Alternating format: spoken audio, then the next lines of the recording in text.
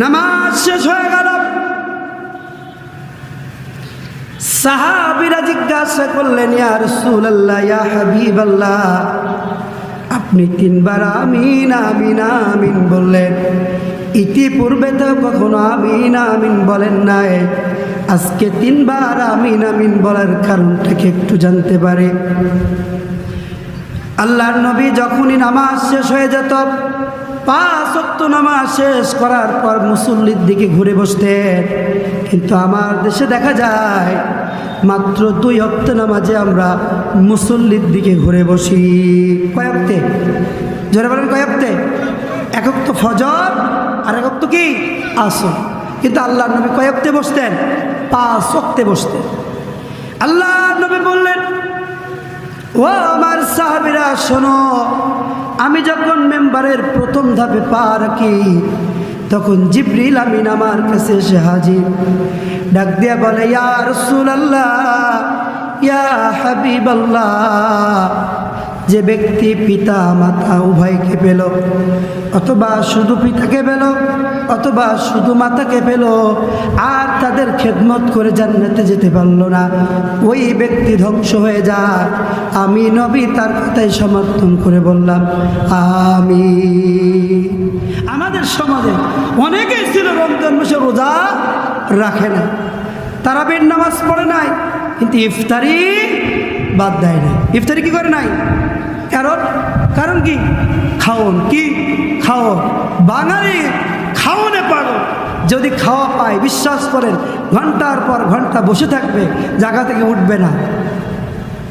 আমার সমাজে অনেক যুবক আছে, দেখবেন যে তারাবিও পড়ে নাই, রোজাও রাখে নাই, ইফতারি বাদ দেয় নাই। আবার দেখবেন ঈদের দিনে সবচেয়ে দামি পোশাক পরে প্রথম কাতারের মুসল্লি। কথা বলেন ঠিক কিনা? বিশ্বাস করেন, আজকে যুবকদের নিয়ে আমার কিছু কথা বলতে হবে। আলোচনা অনেক লম্বা, কতটুকু বলতে পারবো জানি না। আজকে আমার সমাজে অধিকাংশ যুবকরা নামাজ পড়ে না। কথা বলেন ঠিক কিনা? যারা বলেন ঠিক কিনা? অধিকাংশ যুবকরা ইসলামের প্রতি আকৃষ্ট না। আবার দেখেন আজকে যে মাহফিলটা হচ্ছে আপনাদের এই এলাকায়, যারা বেশি কাজ করেছে তারা কারা? যুবকেরা। কিন্তু এই যুবকের ভিতরে অনেকে আবার কি নাই? নামাজি নাই। ভাইরা আমার, যে কথাটা বলতেছিলাম, তাহলে যুবককে কি করতে হবে? দেখবেন আমি যখন ঢাকা থেকে আসি, আমি মাঝে মাঝে, যেমন আজকেও যখন সকালে নামি, বিশ্বাস করেন গোটা গাড়ি ভর্তি, আল্লাহর নামে কসম করে বলছি, আমি সাক্ষী যে আজকে আমি শুধু বলছি ভাই, আমার কিন্তু ফজরের নামাজ কাজা করা যাবে না, রাখতেই হবে। যখন পেটকেল ঘাটে সম্ভব মনে হয় আসছি, তখন আমি ফজরের নামাজ পড়ছি। আমি একাই বললাম, ভাই ওঠেন সবাই, যারা যারা আমরা মুসলিম আছি, ওঠেন আমরা ফজরের নামাজটা পড়ি। কেউ ওঠে না, ড্রাইভার তো নামাজই পড়ে না, কন্ট্রাক্টর আর সুপারভাইজার নামাজই পড়ে না। আমি কি কথা ভুল বলতেছি? বিশ্বাস করেন আমার সমাজে সেই চিটাগাং থেকে, বরিশাল থেকে, ঢাকা থেকে, এই বাংলাদেশের আনাচি কানাচি থেকে লোক গ্রামে আসে 2 টাকার ঈদের ওয়াজিব সালাত আদায় করার জন্য। বিশ্বাস করেন অনেকেই আছে ওই ঈদের দিনে প্রথম ফজরের 2 রাকাত ফজরের নামাজ অনেকেই পড়ে না। ভুল বললাম? যে ব্যক্তি ফরজ ছেড়ে দিচ্ছে, ওয়াজিব নামাজ পড়ে কোনো লাভ আছে? লাভ আছে? কোনো লাভ হয়। এই জন্য যুবকদেরকে ফিরে আসতে হবে। যদি আগামী পার্লামেন্টে আমরা এই কোরআনকে পার্লামেন্টে দেখতে চাই, বাংলার জমিনে যদি আমরা কোরআনের আইন বাস্তবায়ন করতে চাই, সবচেয়ে বেশি ভূমিকা রাখতে হবে কাদের? যুবকদের। যুবকদের যদি বলা হয় চলো ভাই নামাজ পড়তে যায়, হুজুর কাপড় ঠিক নেই, কি ঠিক নাই? কাপড় ঠিক নাই, কাপড়ের প্যান্ট ঠিক নাই, 7,000, 8,000, 10,000 টাকার প্যান্ট পরে, কি নাই? ঠিক নাই। কত ব্যথা কত ভাবে সয়েছো যে তুমি, তোমারি খুনে লাল তায়েফের ভূমি। ফেরেশতা এসে চায় ধ্বংসের হুকুম, লোহ মাকা মুহাম্মদ প্রাণেতে হজরত। হে আল্লাহ ক্ষমা করো, হে তায়েফবাসী, ওরা তো চেনেনি আমি যে মুহাম্মদ, হৃদয়ে মুহাম্মদ, চেতনায় মুহাম্মদ, জীবনে মুহাম্মদ, মরণে মুহাম্মদ। আল্লাহুম্মা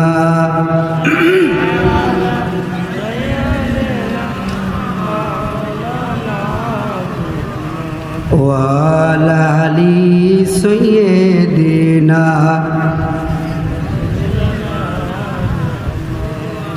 যে মায়াময় ছোট থেকে মায়ার জালে বন্দি রেখে করেছে পালো, হে প্রভু তুমিও তারে তোমার আরো ছায়া নিরে করিও লালন, মাকে করিও লালন। যে মায়াময় ছোট থেকে মায়ার জালে বন্দি রেখে করেছে পালন। যে মা সদায় আমার পাশে সুখে দুঃখে থাকতো বসে, সে মায়াজি আমায় ছেড়ে চলে গেছে তোমার কাছে।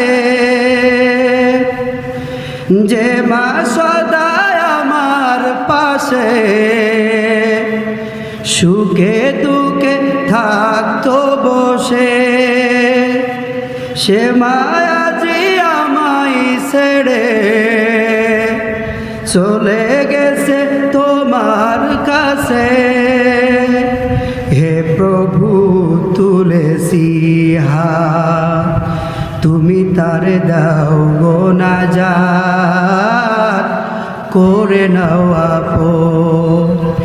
হে প্রভু তুমিও তারে তোমার আরো ছায়া নিরে করিও লালন, মাকে করিও লালন।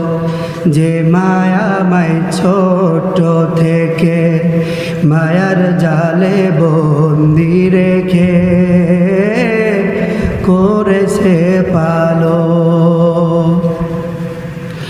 আমার দুঃখে কাঁদতো যে মা মলিন করে মুখ, দুহাত তুলে তোমার কাছে চাইতো আমার সুখ। আমার দুঃখে কাঁদতো যে মা মলিন করে মুখ, দুহাত তুলে তোমার কাছে চাইতো আমার সুখ। যে মা ছিল সবচেয়ে আপন, সে ছাড়া আজ শূন্য ভুবন, আসবে না মা ফিরে কভু, কেঁদে যতই ভাষাই নয়ন। যে মা ছিল সবচেয়ে আপন, সে ছাড়া আজ শূন্য ভুবন, আসবে না মা ফিরে কভু, কেঁদে যতই ভাষাই নয়ন। হে প্রভু তুলেছি হাত, তুমি তারে দাও গো নাজাত, করে নাও আপন। হে প্রভু তুমিও তারে তোমার আরো ছায়া নিরে করিও লালন, মাকে করিও লালন। যে মায়াময় ছোট থেকে মায়ার জালে বন্দি রেখে করেছে পালন। একটু জিকির করি লা ইলাহা मोहब्बत जोरे ला इलाहा इल्लल्लाह ला इलाहा इल्लल्लाह ला इलाहा इल्लल्लाह ला इलाहा इल्लल्लाह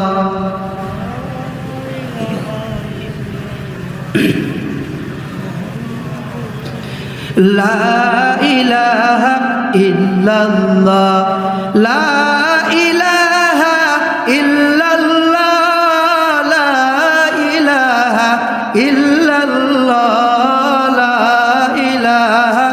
इल्लल्लाह ला इलाहा ইল্লাল্লাহ আল্লাহ নামের জিকির করবে যারা আল্লাহর প্রিয় বান্দা তারা আল্লাহ নামের জিকির করবে যারা আল্লাহর প্রিয় বান্দা তারা আল্লাহর প্রিয় বান্দা যারা জান্নাতে প্রবেশ করবে তারা জোরে লা ইলাহা ইল্লাল্লাহ লা ইলাহা ইল্লাল্লাহ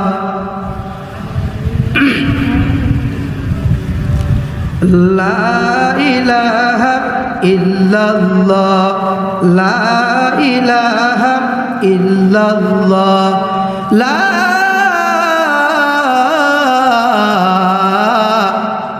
ইলাহা ইল্লাল্লাহু মুহাম্মাদুর রাসূলুল্লাহ সবাই মহব্বতে বলেন সাল্লাল্লাহু আলাইহি ওয়াসাল্লাম। সর্বপ্রথম আল্লাহ রাব্বুল আলামিনের আলিশান দরবারে প্রশংসা জ্ঞাপন করছি, যে মহামনিব অত্যন্ত দয়া করে মায়া করে ভালোবেসে দুনিয়ার সকল কাজকর্ম থেকে বিরত রেখে আমাকে আপনাকে এই জান্নাতের বাগানে আসার ও বসার তৌফিক দান করেছে। আমি আপনি ইচ্ছা করে আসতে পারি নাই, বসতে পারি নাই, আমাকে আপনাকে আসার ও বসার তৌফিক কে দিয়েছেন? বখিলামি করবেন না, কণ্ঠটা ছেড়ে বলেন কে দিয়েছে? সে আল্লাহর জন্য হৃদয়ের সকল শক্তি উজাড় করে, রাতের নিস্তব্ধতা ভঙ্গ করে, আকাশ বাতাস মুখরিত করে, যারা এখনো বাজারে আছে তাদের কর্ণকোহরে পৌঁছায়, যারা এখনো বাড়িতে আছে তাদের কর্ণকোহরে পৌঁছায় কালিমাতুশ শুকর আদায় করছি, বলছি আলহামদুলিল্লাহ। আরেকটু মহব্বতে বলি আলহামদুলিল্লাহ। এরপরে লক্ষ কোটি দরুদ সালাম বিশ্ব মানবতার মহান মুক্তির দূত, বিশ্ব মানবতার মহান মুক্তির দিশারি ইমামুল আম্বিয়া ইমামুল মুরসালিন রহমাতুল লিল আলামিন ইউনিভার্সাল প্রফেট বিশ্ব নবী জনাবে মুহাম্মদুর রাসূলুল্লাহ, সবাই মহব্বতে বলি সাল্লাল্লাহু আলাইহি ওয়াসাল্লামের উপর। প্রিয় ভাইরা আমার, আমি পবিত্র কোরআনুল কারীমের 15 নম্বর পারা 17 নম্বর সূরা বনি ইসরাঈলের 23 ও 24 নম্বর আয়াত তেলাওয়াত করেছি। পাশাপাশি বিশ্বনবী অসংখ্য অগণিত হাদিসের মধ্য থেকে একটি হাদিসের অংশ বিশেষ তেলাওয়াত করেছি। আমি আপনাদের কাছে দোয়া চাই, আমি যেন আমার তেলাওয়াতকৃত আয়াত ও হাদিসের আলোকে সাবলীল ভাষায় কোরআন সুন্নাহ ভিত্তিক আমলের নিয়তে বলতে পারি, আপনারা আমলের নিয়তে শুনতে পারেন। আল্লাহ পাক তৌফিক দান করুক, বলি আমিন। আরেকটু মহব্বতে বলেন আমিন। আল্লাহ রাব্বুল আলামিন বলেন, ওয়াকাদা রাব্বুকা আল্লা তা'বুদু ইল্লা ইয়্যাহু ওয়া বিল ওয়ালিদাইনি ইহসানা।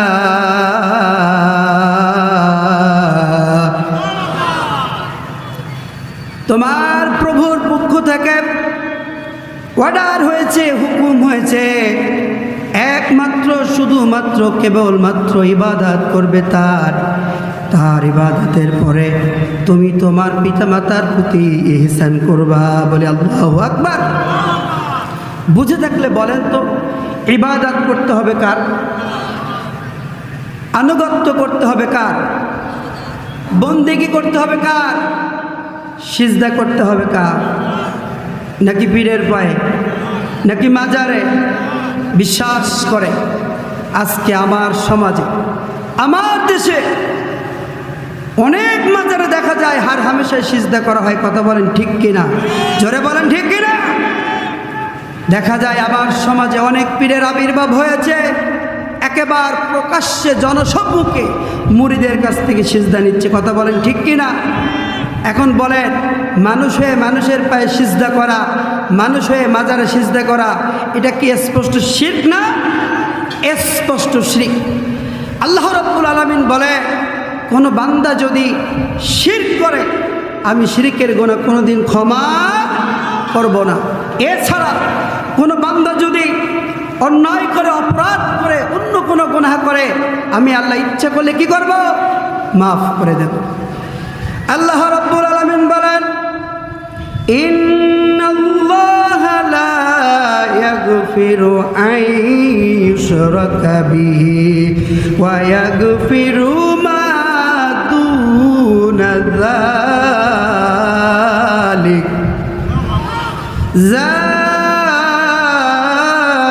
যালিকা লিমান ইয়াশা।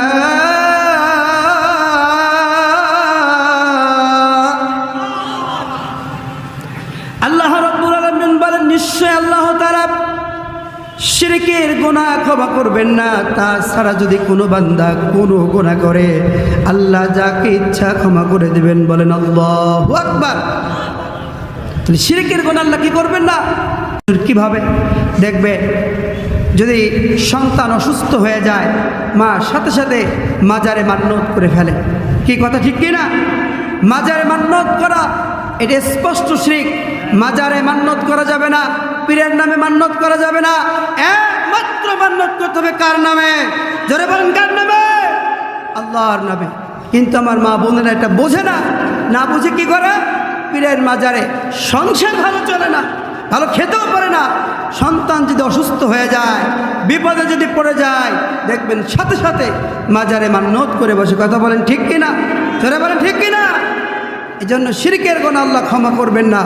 লুকমান হাকিম আমরা নাম শুনেছি, তিনি অত্যন্ত একজন দামি ব্যক্তি ছিলেন। তিনি নবী ছিলেন না, অথচ তিনি তার সন্তানকে কিছু উপদেশ দিয়েছিলেন, যে কথাগুলো আল্লাহ পাকের এত পছন্দ হলো, আল্লাহ রাব্বুল আলামিন কুরআনুল কারীমের ভিতরে সেই কথাগুলো তুলে ধরলেন। বলি আল্লাহু আকবার।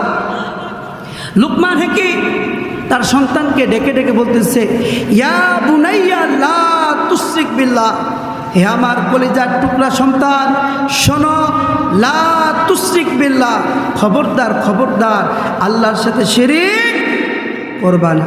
কারণ ইন্নাশ শিরকা লা যুলমুন আযীম, নিশ্চয়ই শিরক হলো সবচেয়ে বড় জুলুম, বড় অন্যায়। কে উপদেশ দিচ্ছে? বাবা। বাবার নাম কি? লুকমান হাকিম।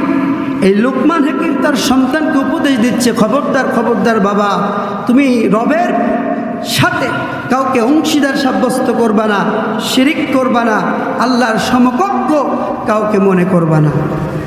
কে উপদেশ দিচ্ছে? বাবা। কাকে? সন্তানকে। আল্লাহ রাব্বুল আলামিন বলেন, ও লুকমান শোনো, তুমি তোমার সন্তানকে আমার পরিচয় তুলে ধরলা, আমার সম্পর্কে উপদেশ দিলা। ও কলিজার টুকরা শোনো, খবরদার খবরদার আল্লাহর সাথে শিরিক করবা না। তুমি যখন তোমার সন্তানকে আমার পরিচয় দিলা, আমার সম্পর্কে উপদেশ দিলা, আমি আল্লাহ তোমার সম্পর্কে তোমার সন্তানকে বলবো না, তা হতে পারে না। তুমি যখন আমার সম্পর্কে তোমার সন্তানকে উপদেশ দিলা, এখন শোনো হে লুকমান, আমি তোমার সম্পর্কে তোমার সন্তানকে বলবো। কি বলবো? আল্লাহ রাব্বুল আলামিন বলেন, ওয়া ওয়াসাইনাল ইনসানা বিওয়ালিদাই।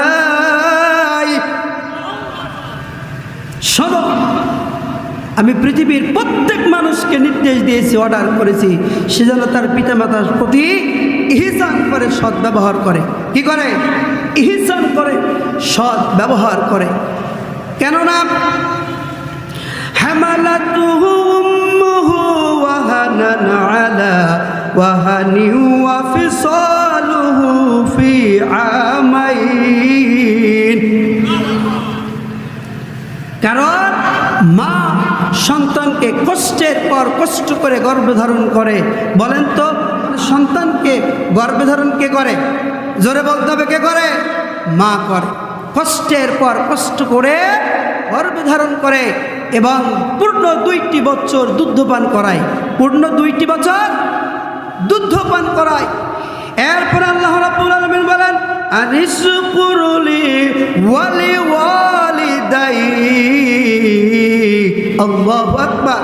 হে সন্তান, এরপরে তুমি তোমার পিতামাতার প্রতি এবং তোমার রবের প্রতি কৃতজ্ঞতা প্রকাশ করো। ইলাইয়াল মাসির, এবং অবশ্যই তোমাদেরকে তোমার রবের দিকে ফিরে যেতে হবে। বলি আল্লাহু আকবার।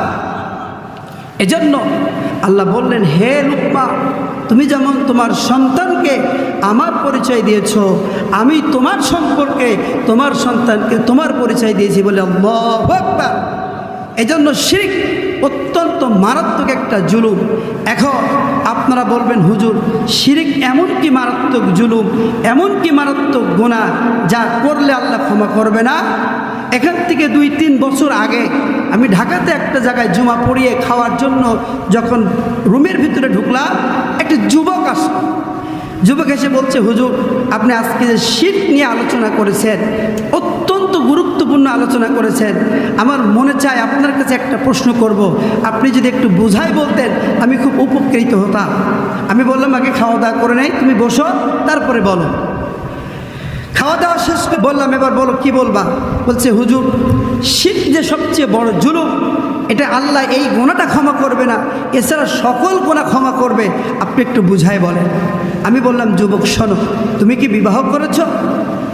যুবক ডাক দিয়ে বলে, হুজুর আমি বিবাহ করেছি, আজকে 3টি বছর পূর্ণ হয়ে গেছে। আমি জিজ্ঞাসা করলাম, হে যুবক তুমি তোমার স্ত্রীকে কেমন ভালোবাসো? যুবক ডাক দিয়ে বলে, হুজুর আমি আমার স্ত্রীকে অত্যন্ত ভালোবাসি, নিজের জীবনের চেয়ে ভালোবাসি। দূরে যদি কোথাও যায় আমার স্ত্রীকে ফোনের পরে ফোন দেয়, ঘন্টার পর ঘন্টা কথা বলে, চেষ্টা করে দূরে কোথাও গেলে না থাকার জন্য। বাসায় ফিরে আসি, স্বামী স্ত্রী একসাথে থাকে। আমি বললাম, হে যুবক আমি তোমাকে তাহলে সহজেই বুঝাইতে পারবো, তুমি তোমার স্ত্রীকে যেমন ভালোবাসো, আমি একটা প্রশ্ন করি, তোমার স্ত্রী তোমাকে কেমন ভালোবাসে? সে বলল, হুজুর আমার স্ত্রীও আমাকে খুব ভালোবাসে। আমি বললাম, আলহামদুলিল্লাহ। এখন বলো তো যুবক, তোমার স্ত্রী তোমার সাথে যে ব্যবহারটা করে, যে হকটা তোমাকে দেয়, তুমি দূরে কোথাও গিয়ে যদি এসে রাখো, তোমার স্ত্রী সেই হকটাকে, তোমার যেটা দেওয়ার অধিকার সেটা অন্য পুরুষকে দিচ্ছে, তোমার কেমনটা লাগবে? যুবক রেগে গেলেন, বললেন, হুজুর এটা তো সম্ভব না।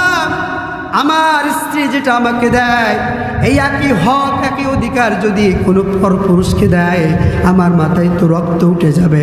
হয়তো তাকে আমি তালাক দিয়ে দেবো, না হলে তাকে হত্যা করে ফেলবো। আমি বললাম, যুবক দেখো, যেটা তোমার হক সেটা তোমাকে না দিয়ে তোমার স্ত্রী যদি অন্য কাউকে দেয়, তোমার মেজাজ গরম হয়ে যায়, তোমার রাগ উঠে যায়, তাকে তুমি তালাক দেওয়া পর্যন্ত সিদ্ধান্ত নিয়ে নাও, তুমি তাকে মেরে ফেলার হুমকি পর্যন্ত দিতে পারো। এ দুনিয়ায় আল্লাহ কাউকে বলে নাই অমুককে সিজদা দাও, সিজদা পাওয়ার মালিক একমাত্র কে? জোরে বলতে হবে, সিজদা পাওয়ার একমাত্র মালিক কে? যখন আল্লাহকে সিজদা না দিয়ে কোনো পীরের মাজারে সিজদা দেওয়া হয়, কোনো পীরের পায়ে সিজদা দেওয়া হয়, আল্লাহ বরদাস্ত করতে। এজন্য আল্লাহ বলছেন, যদি কোনো বান্দা শিরক করে আমি শিরকের গুনাহ মাফ করব না। এজন্য শিরক অত্যন্ত মারাত্মক একটি গুনাহ, মারাত্মক একটি পাপ। আজকে থেকে আমরা চেষ্টা করব শিরক থেকে বেঁচে থাকতে, ইনশাআল্লাহ। তাহলে বলেন তো, যে কথা বলতেছিলাম, আমরা সিজদা করব কাকে? কথা বলতে হবে, সিজদা করব কাকে? ইবাদত করব কাকে? আল্লাহকে। আল্লাহ রাব্বুল আলামিন বলেন, হে গোলাম শুনে নাও, আমার ইবাদত তুমি যখন করবা, দ্বিতীয় স্টেপে তোমার কাজ হলো অবিল ওয়ালিদাইনি ইহসানা। পিতামাতার প্রতি ইহসান করবা। কি করবা? কথা বলেন, কি করবা? ইহসান করবা। আল্লাহ এখানে ইনসাফ না বলে নাই। ইনসাফ আর ইহসান দুটা জিনিস একটু বোঝা দরকার। ইনসাফ মানে সমান সমান, ইনসাফ মানে কি? সমান সমান। ইহসান মানে নেওয়ার সময় কম দেওয়া, দেওয়ার সময় বেশি দেওয়া। একটু ব্যাখ্যা করলে বুঝতে পারবেন আল্লাহ রাব্বুল আলামিন কি বোঝাতে চাইলেন। আল্লাহ বললেন, হে গোলাম শোনো, তোমার বাবা যদি, তোমার বাবা মা যদি তোমাকে একটা জামা কিনে দিয়ে থাকে, আর তুমি যদি তোমার বাবা মাকে একটা জামা দাও, এটা হলো ইনসাফ। তোমার বাবা মা তোমাকে যদি ফ্যানের নিচে রাখে, তুমিও যদি তোমার বাবা মাকে ফ্যানের নিচে রাখো, এটা হলো ইনসাফ। তোমার বাবা মা যদি তোমাকে যেমন ভালোবাসে, তুমি যদি তেমন ভালোবাসো, এটা হলো ইনসাফ। কিন্তু তোমার বাবা মা তোমাকে ছোট্টবেলায় একটা অথবা দুইটা জামা দিয়েছিল, প্যান্ট দিয়েছিল, তুমি যদি এর চেয়ে বেশি দাও যখন তোমার বাবা মা বৃদ্ধ বৃদ্ধা হয়ে যাবে, এটার নাম হলো ইহসান। আল্লাহু আকবার। হ্যাঁ গোলাম শুনে নাও, তোমার বাবা মা তোমাকে যদি ফ্যানের নিচে রাখে, আর তুমি যদি তোমার পিতামাতাকে যদি এসির ভিতরে রাখো, এটা হলো ইহসান। নেওয়ার সময় কম নেওয়া, দেওয়ার সময় বেশি দেওয়া। আমি যে হাদিসটা তেলাওয়াত করেছি তার আলোকে কিছু কথা বলতে হবে।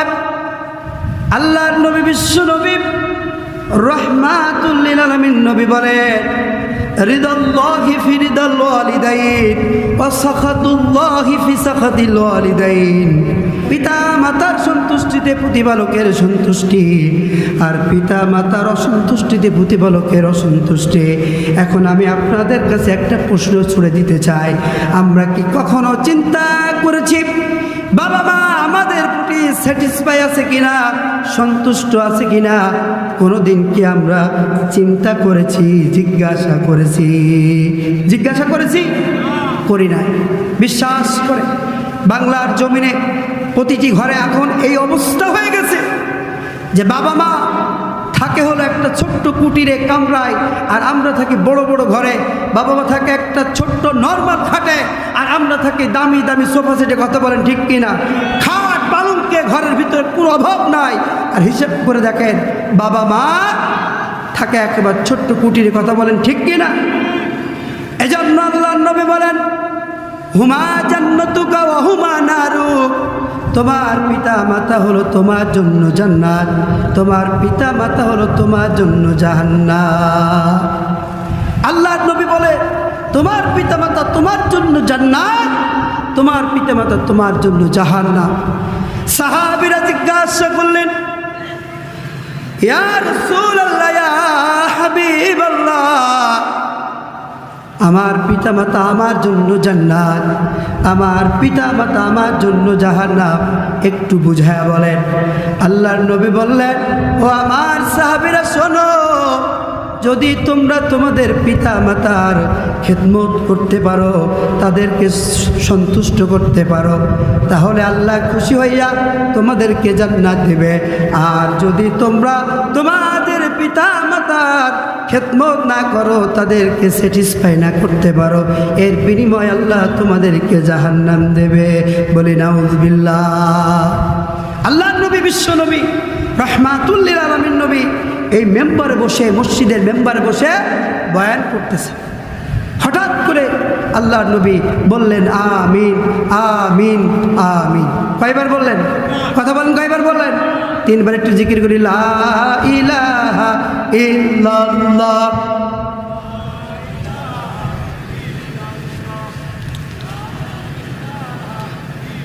লা ইলাহা ইল্লাল্লাহ।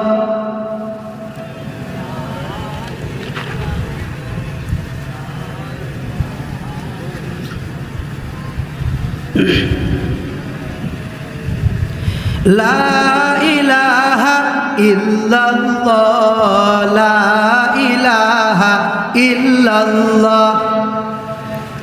এই আওয়াজ দিয়ে পার্লামেন্টে কখনো কোরআনের আইন বাস্তবায়ন হবে না, হবে না, হবে না। আপনাদের আওয়াজ শুনে মনে হচ্ছে এই ময়দানটা সম্পূর্ণ কবরস্থান হয়ে গেছে। কথা ঠিক কিনা?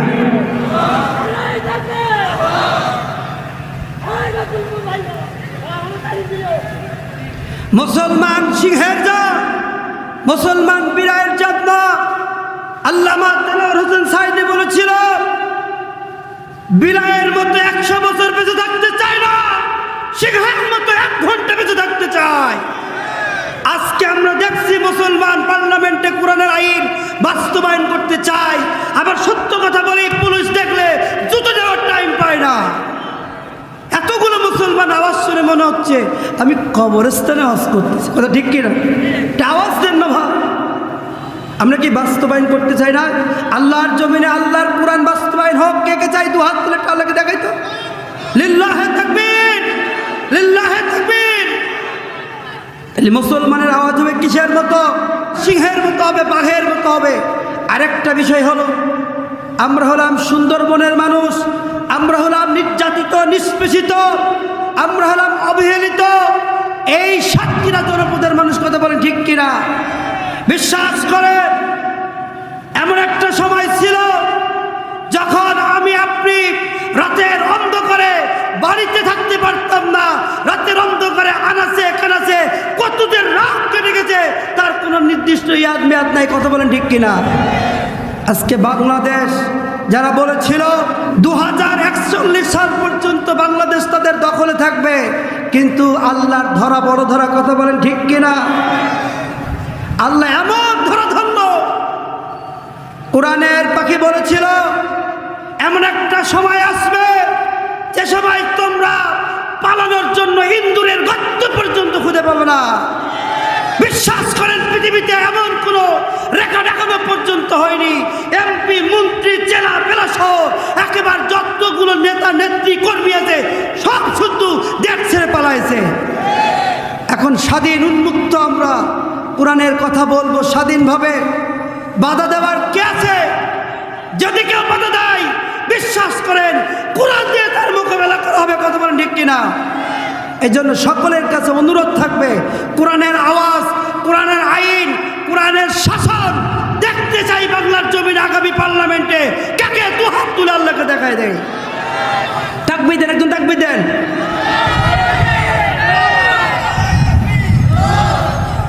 ভাই আমার, এই সাতক্ষীরার একটা কথা না বললে হয় না। শ্যামনগরে প্রোগ্রামে গেছিলাম, প্রোগ্রাম শেষ করেছি। প্রোগ্রাম শেষ করে খেতে বসবো, একজন বাবা হাউমাউ হাউমাউ করে কাঁদতে কাঁদতে এসে বলে, হুজুর আপনার বাড়ি কোথায়? আমি বললাম এই সাতক্ষীরায়। আপনার লোকেশন লেখা ঢাকা? বলে আমার লেখাপড়া ঢাকায়, আমি থাকি ঢাকায় জন্য। বলে হুজুর একটা কথা বলবো, আমার একটা মাত্র সন্তান, কোনো অপরাধ ছিল না, একটাই অপরাধ ছিল, শুধু সে ছাত্র শিবির করত, এজন্য পুলিশ তাকে ধরে নিয়ে জেলখানায় বন্দি করেছিল। তার কোনো অপরাধ ছিল না, যে কোনো ধর্ষক মামলা ছিল, মামলা হয়নি, কোনো টেন্ডারবাজির মামলা হয়নি, কোনো চুরির মামলা হয়নি, শুধু একটাই অপরাধ ছিল, সে ছাত্র শিবির করত। বিশ্বাস করেন হুজুর, আমি আমার সন্তানের সাথে যখন দেখা করতে গেলাম, আমি তো বাবা, আমি টাকা দেখি আমার সন্তানের নখগুলো প্লাস দিয়ে দিয়ে সব উঠায় ফেলেছে। আমি আমার সন্তানকে ডেকে ডেকে বললাম, ও কলেজের টুকরা সন্তান, আমি ধন্য বাবা, তুমি চোরের জন্য, চুরি করার অপরাধে জেলখানায় বন্দি হও নাই, তুমি ধর্ষকের মামলা নিয়ে ওই জেলখানায় বন্দি হও নাই, তুমি একটা কারণে বন্দি হয়েছ, তুমি চেয়েছিলে আল্লাহর জমিনে আল্লাহর হুকুম, আল্লাহর আইন বাস্তবায়িত হোক। কথা ঠিক কিনা? আমার ভাইরা, লোকটি কাঁদে আর বলে, আমি আমার সন্তানকে বললাম, ও সন্তান তুমি আমার একমাত্র সন্তান, আল্লাহর নামে কসম করে বলছি, আজকে থেকে আমি তোমাকে আল্লাহর নামে অফ করে দিলাম, তোমাকে যদি ফাঁসির কাস্টে ঝুলাইয়া দেয়, আমি আল্লাহর কাছে কোনো অভিযোগ করব না।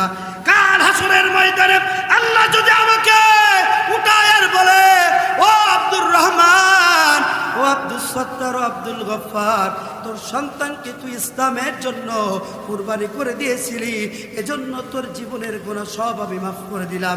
শুধু এই একটা কথা যদি বলে আমার জীবনটা সার্থক, বলি আল্লাহু আকবার। সেই জনপদের মানুষ আমরা। যে কথা বলতেছিলাম, এবার মূল কথা আসি। কথাগুলো একটু অন্য লাইনে চলে গেছে আপনাদের কথা বলতে যে। এজন্য ভাইরা, আল্লাহ রব্বুল আলামিন বললেন তুমি তোমার পিতামাতার প্রতি ইহসান করো, সৎ ব্যবহার করো। এরপরে আল্লাহ রব্বুল আলামিন বলেন ইম্মা ইয়াবলুগান্না ইনদাকাল কিবারা আহাদুহুমা আও কিলাহুমা,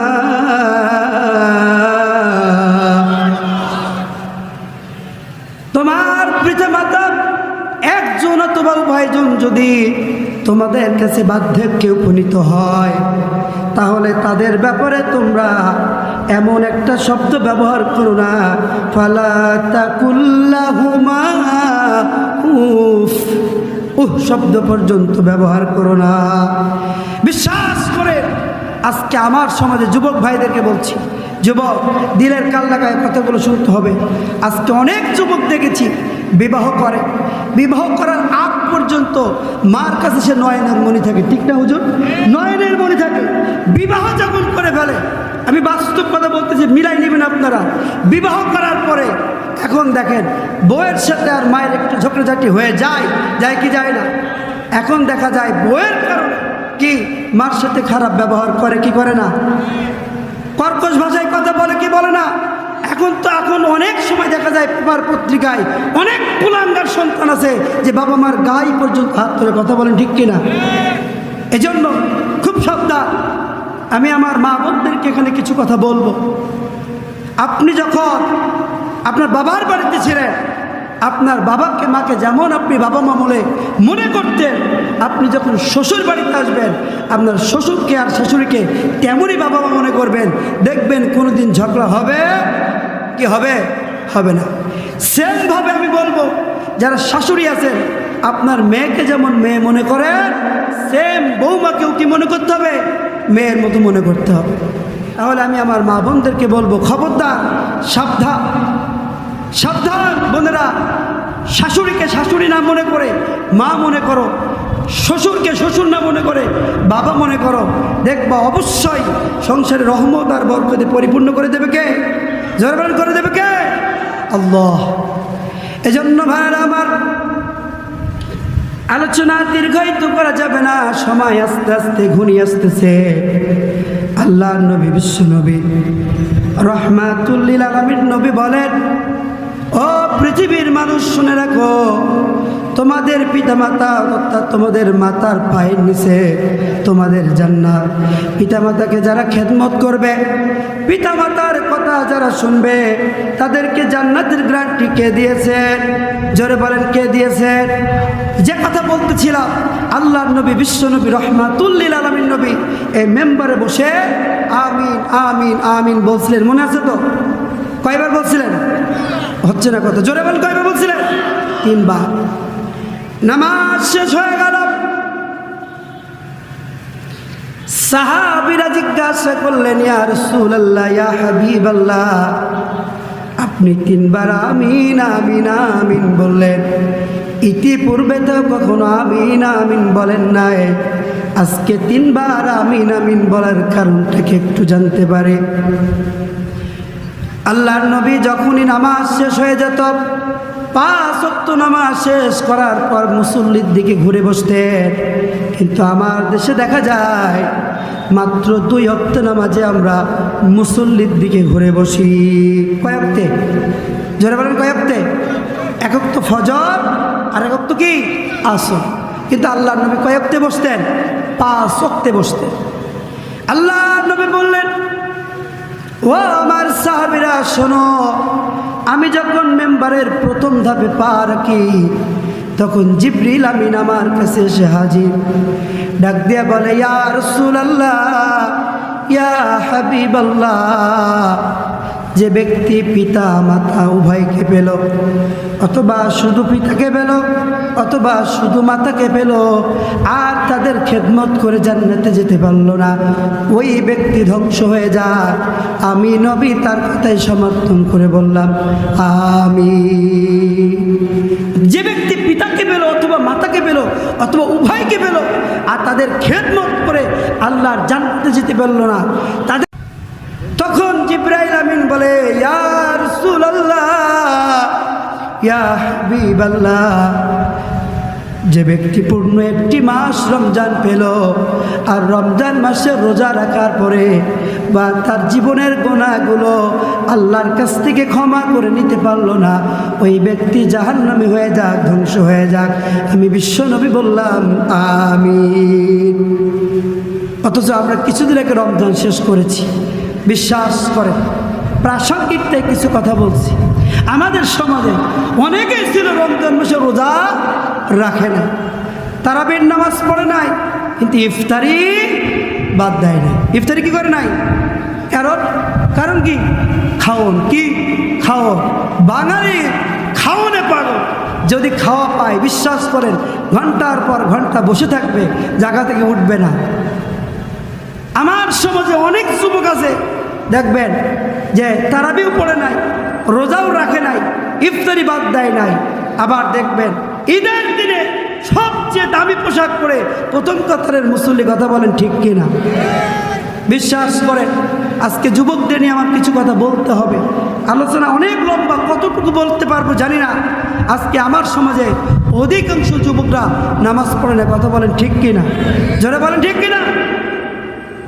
অধিকাংশ যুবকরা ইসলামের প্রতি আকৃষ্ট না। আবার দেখেন আজকে যে মাহফিলটা হচ্ছে আপনাদের এই এলাকায়, অধিকাংশ সবচেয়ে বড় যারা বেশি কাজ করেছে তারা কারা? যুবকেরা। কিন্তু এই যুবকের ভিতরে অনেকে আবার কি নাই? নামাজি নাই। ভাইরা আমার, যে কথাটা বলতেছিলাম, তাহলে যুবককে কি করতে হবে? দেখবেন আমি যখন ঢাকা থেকে আসি, আমি মাঝে মাঝে, যেমন আজকেও যখন সকালে নামি, বিশ্বাস করেন গোটা গাড়ি ভর্তি, আল্লাহর নামে কসম করে বলছি, আমি সাক্ষী যে আজকে আমি শুধু বলছি ভাই আমার কিন্তু ফজরের নামাজ কাজা করা যাবে না, রাখতেই হবে। যখন পেটকেল ঘাটে সম্ভব মনে হয় আসছি, তখন আমি ফজরের নামাজ পড়ছি। আমি একাই বললাম ভাই ওঠেন সবাই, যারা যারা আমরা মুসলিম আছি ওঠেন, আমরা ফজরের নামাজটা পড়ি। কেউ ওঠে না, ড্রাইভার তো নামাজই পড়ে না, কন্ট্রাক্টর আর সুপারভাইজার নামাজই পড়ে না। আমি কি কথা ভুল বলতেছি? বিশ্বাস করেন আমার সমাজে সেই চিটাগাং থেকে, বরিশাল থেকে, ঢাকা থেকে, এই বাংলাদেশের আনাচি কানাচি থেকে লোক গ্রামে আসে 2 টাকার ঈদের ওয়াজিব সালাত আদায় করার জন্য। বিশ্বাস করেন অনেকেই আছে ওই ঈদের দিনে প্রথম ফজরের 2 রাকাত ফজরের নামাজ অনেকেই পড়ে না। ভুল বললাম? যে ব্যক্তি ফরজ ছেড়ে দিচ্ছে, ওয়াজিব নামাজ পড়ে কোনো লাভ আছে? লাভ আছে? কোনো লাভ হয়।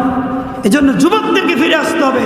যদি আগামী পার্লামেন্টে আমরা এই কোরআনকে পার্লামেন্টে দেখতে চাই, বাংলার জমিনে যদি আমরা কোরআনের আইন বাস্তবায়ন করতে চাই, সবচেয়ে বেশি ভূমিকা রাখতে হবে কাদের? যুবকদের। যুবকদের যদি বলা হয় চলো ভাই নামাজ পড়তে যায়, কাপড় ঠিক নেই, কি ঠিক নাই? কাপড় ঠিক নাই, কাপড়ের প্যান্ট ঠিক নাই, 7,000, 8,000, 10,000 টাকার প্যান্ট পরে, কি নাই? ঠিক নাই। একবার এক হুজুর এক যুবককে ধরছে, যুবক চলো নামাজ পড়তে যেতে হবে, তোমার আর ছাড়বো না।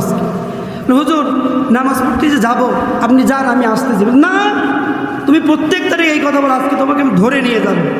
নিয়ে গেছে, নিয়ে বলছে হুজুর, যখন গেছে কিছু দূর যাওয়ার বলতে, হুজুর আমি যে নামাজ পড়বো, আমার তো কাপড় ঠিক নেই। কি ঠিক নাই? কাপড় ঠিক নাই। কোনো সমস্যা নাই, চলো তোমাকে আমি যে আমার রুম থেকে তোমাকে আমার এই লুঙ্গি দিব, লুঙ্গি পরে তারপর আজকে নামাজ পড়বো। ঠিক আছে, এখন ভাবতেছি কি করা যায়, এখন তো বের হতে হবে। কিছুক্ষণ ভাবার বলতে, হুজুর আমি যে নামাজ পড়বো, আমার কাপড় ঠিক নেই, ঠিক আছে, কিন্তু আমি কার পিছনে নামাজ পড়বো? হুজুরিরাই তো ঠিক নাই। কথা বলেন ঠিক কিনা? হুজুরিরাই তো ঠিক নাই, আমি কার পিছনে নামাজ পড়বো? আমাদের অভ্যাস এমন হয়ে গেছে, নামাজ পড়বো না তো পড়বো না, হুজুরকে আগে দোষারোপ করবো যেন নামাজ না পড়া লাগে। কথা ঠিক কিনা? এই জন্য আমাদের সমাজে অনেকেই আছি মুসলিম দাবি করি, মুসলমান দাবি করি, অথচ আল্লাহ রসুল বলছেন মান তারাকা সালাতা মুতাআম্মিদান ফাকাদ কাফারা ওয়াহিদা, যে ব্যক্তি এক ওয়াক্ত নামাজ ছেড়ে দিল সে কাফের হয়ে গেল। কি হয়ে গেল? এজন্য আমি মাঝে মাঝে বলি আল্লাহ রসুল বলছেন একজন মুসলমান আর একজন কাফেরের ভিতরে পার্থক্য হলো বাইনা সালাত, সালাত, যে সালাত পড়লো না, যে নামাজ পড়লো না, সে আর মুসলমান থাকে। শুধু মুসলমান ঘরে জন্মগ্রহণ করলে মুসলমান হওয়া, মুসলিম হয় না জন্ম নিলে মুসলমানের ঘরে। কাফের মুমিন তফাৎটা হয় সালাতের উপরে, মানুষ সালাতের উপরে। কথা ঠিক কিনা? মুসলিম হয় না জন্ম নিলে মুসলমানের ঘরে, কাফের মুমিন তফাৎটা হয় সালাতের উপরে, মানুষ সালাতের উপরে। মুসলিম হয় না জন্ম নিলে মুসলমানের ঘরে,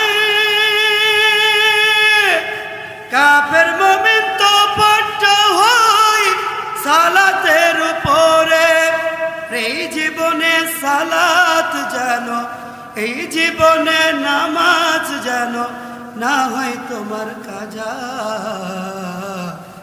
এমনও তো হতে পারে তোমার জোহরে জানাজা। কথা ঠিক কিনা? কেমন করে ঘুমাও তুমি ও মানুষ,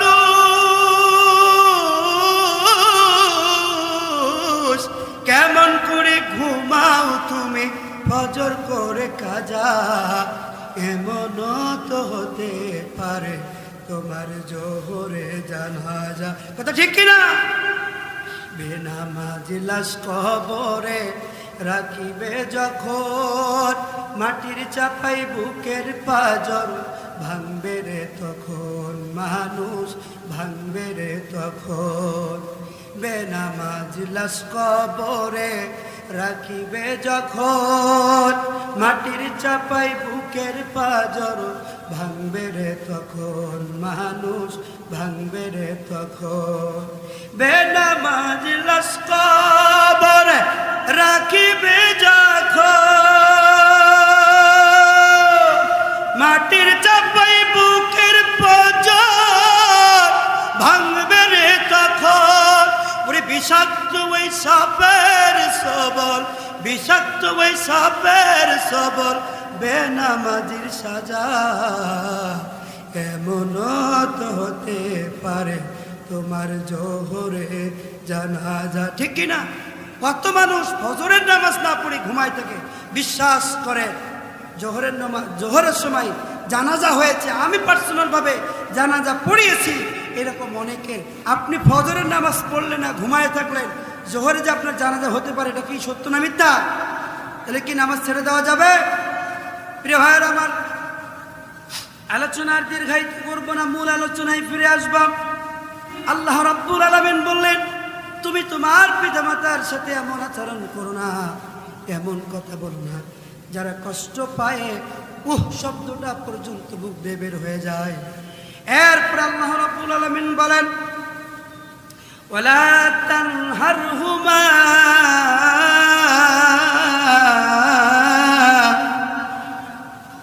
তাদের সাথে কথা বলার সময় ধমক দিও না। বিশ্বাস করেন, বিশ্বাস করেন, আজকে যদি আমি অ্যানালাইসিস করি, গবেষণা করি, আপনাদেরকে যদি বলি 100 জন মানুষের ভিতরে যদি গবেষণা করা যায়, দেখা যাবে 98 জন মানুষ আমরা পিতামাতার সাথে ধমক দিয়ে কর্কশ ভাষায় কথা বলি। কথা ঠিক কিনা? তুমি কি আমার চেয়ে বেশি বোঝো? চিন্তা করেন, সন্তান বলে তুমি কি আমার চেয়ে বেশি বোঝো? বিশ্বাস করেন যুবক, বিশ্বাস করেন ভাই, আপনার বাবা আমার বাবা আমার চেয়ে বেশি বোঝে বলেই আজকে আমাদের লালন পালন করেছে। কথা ঠিক কিনা?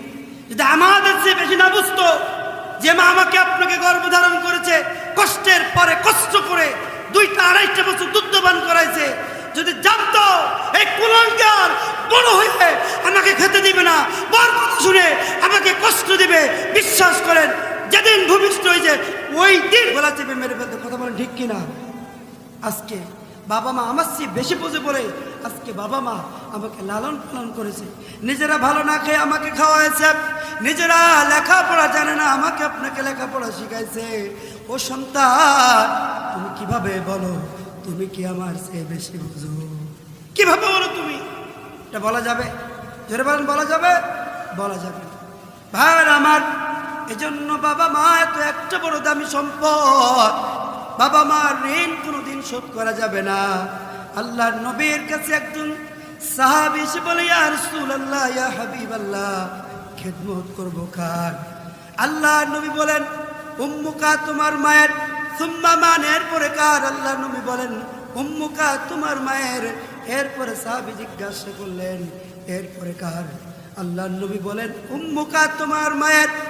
এরপরে সাহাবী জিজ্ঞাসা করলেন, ইয়া রাসূলুল্লাহ, ইয়া হাবিবাল্লাহ, এরপর কার? আল্লাহর নবী বললেন, আবুকা, তোমার পিতা। আল্লাহু আকবার। বুঝে থাকলে বলেন তো, আল্লাহ রাসূল এখানে মায়ের কথা কয়বার বলেছেন? জোরে বলেন, কয়বার? বাবার কথা। তার মানে কি বাবার মর্যাদা সম্মান কম? কম না। আল্লাহর নবী যখন হাদিসটা বললেন, এই হাদিসটা নিয়ে আমি একটু গবেষণা করলাম। বাবার কথা একবার বললেন, মায়ের কথা কেন তিনবার বললেন? আমি একটু গবেষণা করলাম। এ নিয়ে মুফাসসির এবং মুহাদ্দিস কিরামগণ কি বলেন খুঁজতে খুঁজতে পাইলাম, মা এমন তিনটি বড় কষ্ট করেছেন যে তিনটি কষ্ট বাবা করে নাই, যার কারণে আল্লাহর নবী বলছেন, তুমি তোমার মায়ের খেদমত করো। এরপর বললেন, তোমার মায়ের খেদমত করো। এরপরে বললেন, তোমার মায়ের খেদমত করো। এরপরে বললেন, তোমার বাবার। কারণটা কি? কারণ হলো তিনটা কারণ আমি খুঁজে পাইলাম। এক নাম্বার কারণ, যেটা একটু আগেই বললাম, মা সন্তানকে গর্ভে ধারণ করে। বলেন তো, সন্তানকে কে গর্ভে ধারণ করে? জোরে বলেন, কে? চিকিৎসক বিজ্ঞানীরা বলেন, যখন কোনো সন্তান মায়ের পেটের ভিতরে থাকে, এই যে মায়ের পেটটা যে দেখতেছেন আপনারা, এই মায়ের পেটে যখন সন্তান থাকে, এই মায়ের পেটটা যে থলিতে বাচ্চা থাকে, এই থলিটা মাত্র 10 ইঞ্চি লম্বা। কয় ইঞ্চি? 10 ইঞ্চি লম্বা। বাচ্চা পৃথিবীতে যখন পৃথিবীতে আসে, তখন 10 মাস 10 দিন পূর্ণ হয়ে যায়, তখন পৃথিবীতে আসে। কিন্তু 10 মাস 10 দিন পূর্ণ হওয়ার আগে যখন 7 মাস হয়, কয় মাস? 7 মাস হয়, তখন এই যে থলিটা, যে থলিতে বাচ্চা থাকে, চিকিৎসক বিজ্ঞানীরা বলেন এই থলিটা পরিপূর্ণ হয়ে যায়, বাচ্চা বড় হওয়ার মতো আর বিন্দু পরিমাণ, চুল পরিমাণ এক বিন্দু জায়গা থাকে না। যখন বাচ্চার বয়স 7 মাস 1 দিন হয়ে যায়, এই থলিতে জায়গা না থাকার কারণে আল্লাহ রাব্বুল আলামিন ওই সন্তানের পা দুটি এনে ফেরেশতার মাধ্যমে মায়ের কলিজার নিচে সেট করে দেয়। বলি আল্লাহু আকবার। কোথায় সেট করে দেয়? মায়ের কলিজার নিচে সেট করে দেয়। বাচ্চা বয়স যখন 7 মাস 15 দিন, তখন মায়ের কলিজার নিচে সেট করার কারণে মায়ের কলিজা আস্তে আস্তে উপরে উঠতে থাকে। আল্লাহু আকবার। একটা বড় কারণ। ভাইয়ের আমার, লম্বা হিস্টোরির দিকে যাব না। এরপরে 2 নাম্বার যে কারণটা আমি পেয়েছি, মা সন্তানকে যখন ভূমিষ্ঠ করায়, তখন মা রক্তাক্ত হয়ে যায়। কথা বলেন ঠিক কিনা? মা রক্তাক্ত হয়ে যায়। চিকিৎসক বিজ্ঞানীরা বলেন, যখন পৃথিবীতে কোনো সন্তান ভূমিষ্ঠ হয়, তখন মায়ের শরীর থেকে প্রায় 1.25 কেজি রক্ত বের হয়। কয় কেজি? যারা বলেন কয় কেজি? 2 কেজি। চিন্তা করেন, আমি আপনি যে পৃথিবীতে আসছি 10 মাস 10 দিন, মা আমাকে আপনাকে গর্ভধারণ করলো, যখন ভূমিষ্ঠ হয়েছি তখন প্রায় 1.25 কেজি রক্ত খনন করে কোথায় এসেছি? পৃথিবীতে এসেছি। ওরে প্রসাবের কি ব্যথা, মা জানে সেই কথা, মরিয়াও জানো মায়ের মরণ হইল না। ঠিক না? ওরে প্রসাবের কি ব্যথা, মা জানে সেই কথা, মরিয়াও জানো মায়ের মরণ হইল না। মায়ে ধরিয়া জঠরে কত কষ্ট করে, ধরিয়া জঠরে, মায়ে ধরিয়া জঠরে কত কষ্ট করে 10 মাস 10 দিন পরে পার আইল বেদনা। এমন দরদি ভাবে কেউ হবে না আমার মা। কথা বলতে ঠিক কিনা? এমন দরদি ভাবে কেউ হবে না আমার মা। মায়ের একদার দুধের দাম কাটিয়া গায়ের চাপ, একদার দুধের দাম, মায়ের একদার দুধের দাম কাটিয়া গায়ের চাপ, পাপস বানাইয়া দিল ঋণ শোধ হবে না। এমন দরদি ভাবে কেউ হবে না আমার মা। কথা বলেন ঠিক কিনা? বনি ইসরাইল বংশের 3 জন যুবক একটা সফরে বের হয়েছে। প্রতিমধ্যে প্রচন্ড ঝড় বৃষ্টি শুরু হয়ে গেছে। বাঁচার জন্য তারা একটা পাহাড়ের গুহার ভিতরে আশ্রয় নিয়েছে। গুহার ভিতরে যখন আশ্রয় নিল, ওপর থেকে বড় একটা পাথর এসে ওই গুহার মুখটা আটকায়া গেল। বাঁচার জন্য ঢুকেছিল গুহার ভিতরে, কিন্তু বালা মুসিবত বিপদ কি কখনো বলে কয়ে আসে? বলে কয়ে আসে? আমার মনে হয় আপনারা আমার কথা শুনতে পাচ্ছেন না। কি কথা বুঝতে পারতেছেন না? তাহলে একটু কথা বলেন। বাঁচার জন্য ঝড় বৃষ্টি বজ্রপাত থেকে বাঁচার জন্য কোথায় ঢুকেছে? গুহার ভিতরে। কিন্তু বাঁচার জন্য ঢোকার পরে বালা মুসিবত আরো বেড়ে গেছে। ওপর থেকে বড় একটি পাথর এসে কি হয়েছে? গুহার মুখটা আটকায় গেছে। আমার ভাইরা, গুহার ভিতরে যখন আটকায় গেল, বাইরে থেকে আর আলো বাতাস ভালো ভিতরে ঢোকে না। 3 জন যুবক মনে করলো গুহার ভিতরে যদি আমরা মরে যাই, আমাদের লাশগুলো পচে যাবে, আমাদের দেহ থেকে হাড্ডিগুলো ছাড়িয়ে যাবে, পোকা খেয়ে ফেলবে, কিন্তু আমাদের পরিবার কোনোদিন জানতে পারবে না, জানতে পারবে না। 3 জন যুবক চিন্তায় পড়ে গেল, কে করা যায়, কিভাবে বিপদ থেকে বাঁচা যায়, চিন্তায় পড়ে গেল। এবার প্রথম যুবক ডাক দিয়ে বলে, এখান থেকে বাঁচাতে কেউ আমাদের পারবে না। আমরা যদি কাউকে ডাকি কেউ আমাদের কথা শুনবে না, কাউকে খবর দিতে পারবো না, ফোন দিতে পারবো না। তবে আমাদের এখান থেকে বাঁচাতে পারে একজন, শুধুমাত্র তিনি। বলেন তো কে? জোরে বলেন কে? জবানটা ছেড়ে বলেন কে? জবান দিয়ে বলেন আল্লাহ। কেউ যেটা পারে না সেটা পারে কে? কেউ যেটা দেয় না সেটা দেয় কে? কেউ যেটা জানে না সেটা জানে কে? 3 জন যুবক এবার ভাবল, এখান থেকে কেউ আমাদের বাঁচাইতে পারবে না, বাঁচাইতে পারে একজন, তিনি আল্লাহ। এখন এখানে আমাদের লাশ যদি আমরা মরে পচে গলে যাই, কেউ জানতে পারবে না। এখন করণীয় কি? প্রথম যুবক ডাক দিয়ে বলে, এখান থেকে যদি আমাদের বাঁচতে হয়, শুধুমাত্র কেবলমাত্র একমাত্র বাঁচাইতে পারেন আল্লাহ। ও ভাইরা শোনো, আজকে আমরা জীবনে যদি কোনো কাজ শুধুমাত্র আল্লাহর স্যাটিসফিকেশনের জন্য, আল্লাহর সন্তুষ্টির জন্য করে থাকি, সেই কাজের দোহাই দিয়ে, সেই কাজের ওসিলা দিয়ে আমরা আল্লাহর কাছে দোয়া করব। বলি আল্লাহু আকবার। স্মরণ কর যে আমরা জীবনে কোনো এমন কাজ করেছি কিনা যে কাজটা শুধুমাত্র আল্লাহর জন্য করেছি। এবার প্রথম যুবক, দ্বিতীয় যুবক, তৃতীয় যুবক স্মরণ করতে থাকলেন তারা জীবনে এমন কোনো ভালো কাজ করেছে কিনা যে কাজটা দুনিয়ার কোনো লোক দেখানোর জন্য করে নাই, কোনো মানুষকে দেখানোর জন্য করে নাই, কোনো বাহাবা পাওয়ার জন্য করে নাই, কোনো অর্থের জন্য করে নাই, স্বার্থের জন্য করে নাই, শুধুমাত্র আল্লাহর সন্তুষ্টির জন্য করেছে।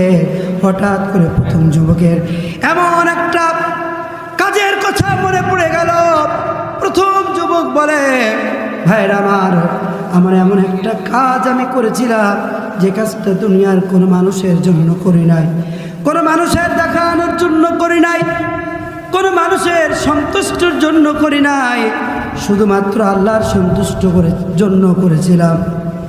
আমার মা বৃদ্ধা হয়ে গিয়েছিল, আমার বাবা বৃদ্ধ হয়ে গিয়েছিল, আমি ছিলাম একজন রাখাল।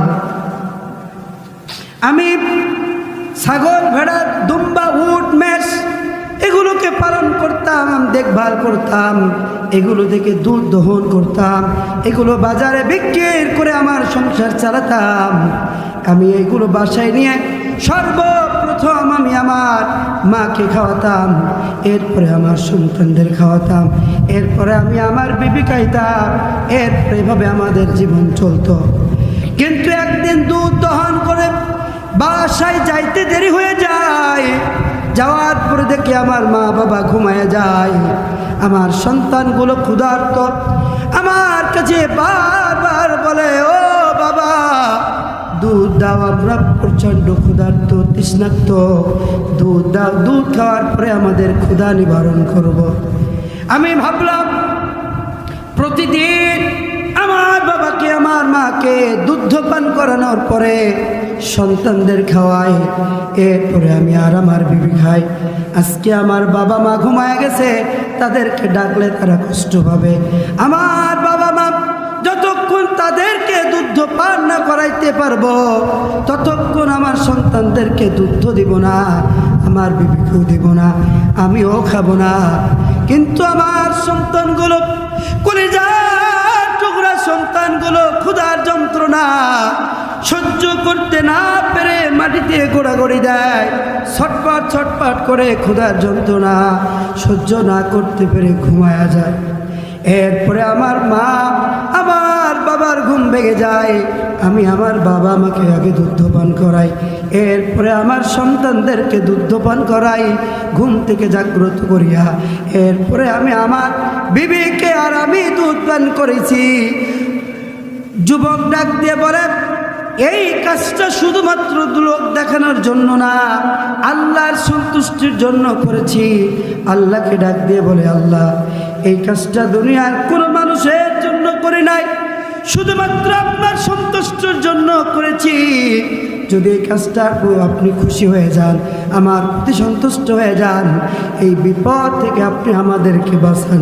বলে আল্লাহু আকবার।